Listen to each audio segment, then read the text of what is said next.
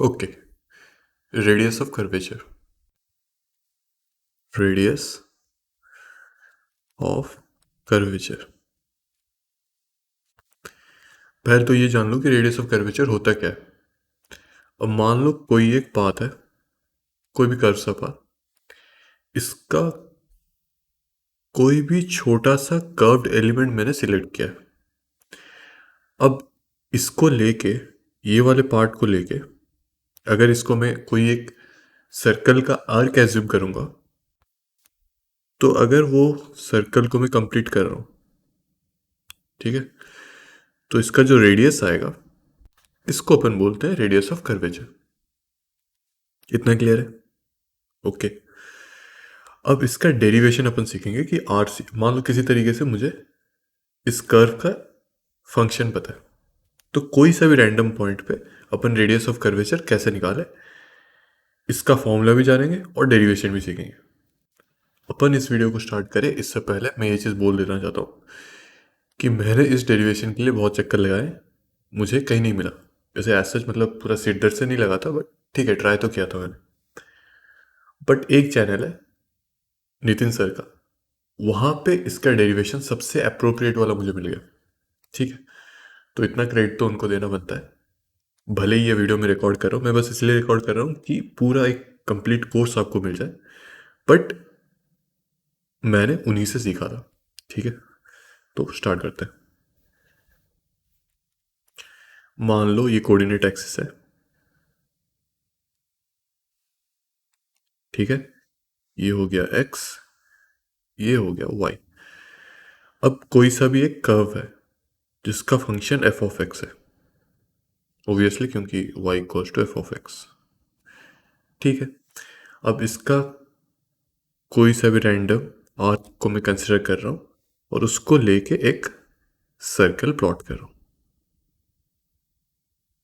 ठीक है, ओके। अब इस सर्कल का मुझे, एक सेकेंड, इस सर्कल का रेडियस को मैं आर सी मान रहा हूँ, मुझे यही आर से निकालना है ना। तो इस कर्व को मान लो मैं एफ ऑफ एक्स बोल रहा हूँ। ठीक है, अब अगर मैं इसी आर्क को लेके या फिर इस छोटा सेक्शन को लेके एक टेंजेंट ड्रॉ कर रहा हूँ, हाँ ऑब्वियसली टेंजेंट बोलेंगे क्योंकि ये जो लेंथ है, हालांकि मैंने बड़ा ले रखा है, थोड़ा सा बड़ा ले रखा है, बट ये बेसिकली एक पॉइंट है जिसका लेंथ मान लो डी एल है। इसका लेंथ मैं एज्यूम कर रहा हूँ डी एल है। ठीक है, अब ये जो डी एल है वो टेंड्स टू जीरो है, मतलब बहुत छोटा सा एक लेंथ है। ठीक, अब अगर उस पॉइंट पे मैं टेंजेंट बना रहा हूँ, मान लो ये एंगल थीटा बना रहा है, मान लो। अब जो रेडियस मतलब जो सर्कल है, उसके सेंटर से मैं एक परपेंडिकुलर लाइन ड्रॉ कर रहा हूँ, कहाँ तक, एक्स एक्सिस के ऊपर तक। ठीक है, ओके।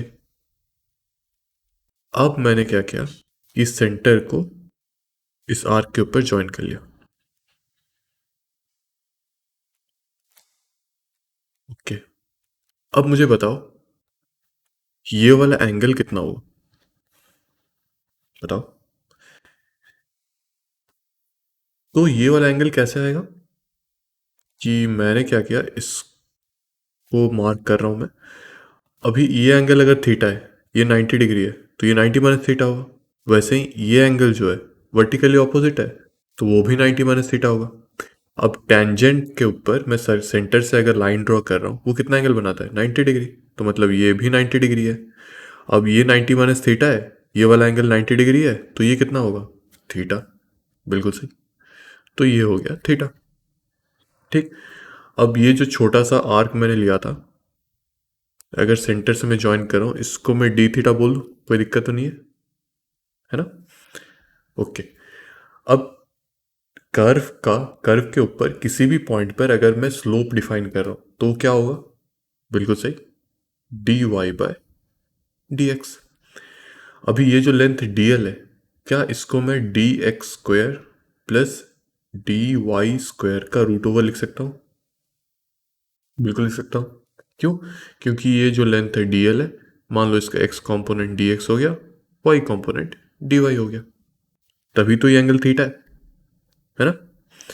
ओके, इतना ठीक है। अब मैं अगर टैन थीटा जो है उसको फिर से डिफ्रेंशिएट कर रहा हूं, तो क्या आ जाएगा? Sec square theta d theta by D x equals to tan theta क्या था? D Y by D x. अब इसको भी मैं फिर से डिफ्रेंशिएट कर रहा हूँ, तो ये बेसिकली डबल डिफ्रेंशिएट हो गया। इसको अपन ऐसे लिख सकते हैं, d square Y upon D x square. तो मतलब sec square theta d theta by D x, ये हो गया d square Y upon D x square. ये सही है। ओके, अब डी थीटा मुझे निकालना है, तो मैं क्या करूँगा, ये हो जाएगा d square Y upon D x square into D x by sec square theta. इतना ठीक है। अब डी थीटा हो गया d square Y upon D x और डी एक्स स्क्वायर, एक डी एक्स कैंसिल हो गया तो बचा क्या? D x into 1/1 plus tan square theta, जिसको मैं d Y by D x का होल स्क्वायर लिख दूं। कोई समस्या तो नहीं है? लिख ही सकता हूं। ठीक, ओके। तो इसको अभी मैं थोड़ा सा सिंप्लीफाई करूंगा, है ना। तो ये हो जाएगा d theta d square Y upon, चलो इसको काम करते हैं, अभी सिंप्लीफाई नहीं करते, एक ही साथ निकाल लेते हैं आंसर, फिर सिंप्लीफाई करेंगे। एक फैमिलियर एक्सप्रेशन लेके आएंगे अपन। ठीक है, तो अपन को डी थीटा तो निकालना, अपने को आर सी निकालना है। आर सी, तो जो ट्रायंगल था वो कुछ इस तरीके से दिख रहा था। ये हो गया आर्क लेंथ, ये हो गया डी थीटा। हाँ हाँ, ये आर्क ही है। अभी अगर बहुत छोटा सेक्शन है तो ये आर्क हो या फिर स्ट्रेट लाइन हो, दोनों बात बराबर है ना। कैसे? मान लो ये कोई एक आर्क है, इसका बहुत छोटा सा सेक्शन में ले रहा हूँ, तो ये स्ट्रेट लाइन ही दिख रहा है ना, है ना। ओके, वही तो कर रहा हूँ। अब इसका लेंथ क्या हो गया? D theta into r c, d theta into r c. ठीक, अब इसका लेंथ को मैंने डी एल एज्यूम किया था, देख लो कहाँ गया। हाँ, ये डी एल है, तो इसका मतलब इनडायरेक्टली मुझे डी एल का वैल्यू मिल गया d theta into r c. तो मेरे पास, कलर चेंज कर लेते हैं, डी एल हो गया d theta into r c. तो आर सी क्या हो गया? D l by d theta. अब आर सी जो है वो हो जाएगा डी एल मतलब डी एक्स का स्क्वायर प्लस डी वाई का स्क्वायर बाय डी थीटा। अब ये रूट ओवर था, ठीक है। ओके, तो मैं क्या करूंगा, डी थीटा को सब्स्टिट्यूट कर दूंगा ये येलो वाले इक्वेशन पे। तो पहले तो नेक्स्ट पेज ले आता है, कैलकुलेशन थोड़ा ज़्यादा हो गया। ये मुझे मिला था डी थीटा, और ये मुझे मिला था आर सी का वैल्यू। कॉपी पेस्ट, ठीक। तो ये हो गया root over of D x square plus D Y square divided by D theta, मतलब D square Y upon D x square into D x by sec square theta, है ना। एक second, हाँ हाँ, ठीक है ठीक है ठीक है, ओके। तो ये आ गया root over of D x square plus D Y square divided by D square Y upon D x square into D x divided by sec square theta की जगह 1 प्लस टेन स्क्वायर थीटा, मतलब 1 plus D y by D x का whole square.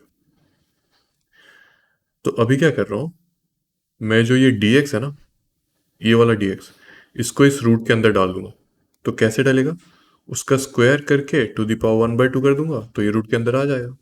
तो ये हो गया root over of D x square by D x square plus D Y square by D x square divided by D square Y upon D x square ठीक, into 1/1 plus dy by D x का whole square.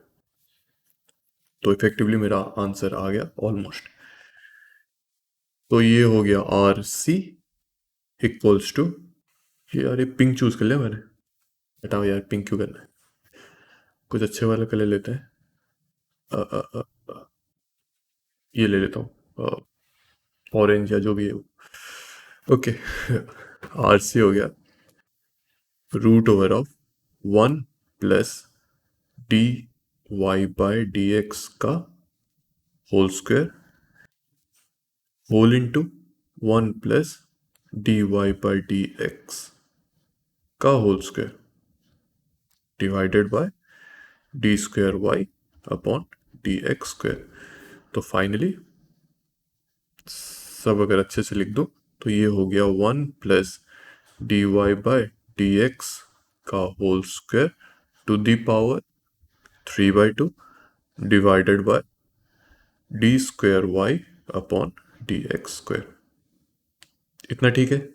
तो इसको अगर बड़ा छोटा form में लिखना चाहता हूँ तो कुछ इस तरीके से लिखेगा कि 1 प्लस एफ डैश एक्स का whole square whole to the power 3/2 divided by f double dash of x. ठीक, मिल गया आर से आपको। ओके, अब देखो, अब देखो, अभी पॉसिबिलिटी दो है, या तो ये आर सी नीचे के डायरेक्शन में होगा या फिर ऐसे ऊपर वाले डायरेक्शन में होगा। ठीक, ये भी तो किसी ना किसी पॉइंट का आर सी है, मान लो ये आर सी 1 है, ये आर सी 2 है। अब मुझे फंक्शन देख के कैसे पता चलेगा या फिर आर सी का फॉर्मूला डालने के बाद कैसे पता चलेगा कि वो ऊपर है या नीचे। देखो, नीचे कब आ रहा है, जब ये वाला जो पॉइंट है वो मैक्सिमा है ना, और नीचे कब आ रहा है जब ये वाला पॉइंट, मतलब ऊपर कब जा रहा है जब ये वाला पॉइंट मिनिमा है। अब डबल डैश वाला सीन तो बताइए आपको। तो इसका मतलब यहाँ पे अगर डबल डैश आपका, अच्छा ये तो समझ में आ रहा है कि ये वाला जो क्वांटिटी है हमेशा पॉजिटिव है, तो इसका तो कोई चक्कर ही नहीं है ना। अब ये जो है इसका वैल्यू पॉजिटिव या नेगेटिव हो सकता है। अगर मान लो, अगर मान लो एफ डबल डैश एक्स जो है वो पॉजिटिव हो रहा है, दिस इंप्लाइज आर सी भी पॉजिटिव है। अब डबल डिफ्रेंशिएशन पॉजिटिव कब होता है बताओ, डबल डिफ्रेंशिएशन पॉजिटिव कब होता है, मैक्सिमा के केस में होता है या मिनिमा के केस में होता है, बताओ। बिल्कुल सही, कि मिनिमा के केस में होता है। ठीक है, वैसे ही R C I mean double differentiation negative कब होता है, मैक्सिमा के केस में, तो ये आर सी नेगेटिव हो जाएगा। इतना ठीक है। तो आपको टेंशन लेने वाली बात ही नहीं, अगर पॉजिटिव आ रहा है तो मतलब ऊपर है, नेगेटिव आ रहा है तो नीचे, as simple as that. Okay, ठीक।